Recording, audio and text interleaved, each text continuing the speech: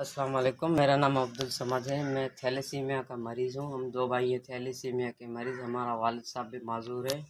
हमारा कमाने वाला कोई नहीं है। इस जगह में हम रह रहे हैं बहुत मुश्किल हालत से। अब थोड़ी सी हमारी हेल्प कीजिए ताकि हम थोड़ा सा अपना जगह बना सके, रह सके। इतनी सर्दियाँ हैं, इतनी गर्मियाँ है और इतने बरसात भी हो रहे हैं। हमारा रहने का जगह यही है। हमारे पास और कोई जगह नहीं है। बहुत मुश्किल हालत से गुजर रहे हैं। प्लीज़ कुछ हमारे साथ ताउन कीजिए। हमारा कमाने वाला भी कोई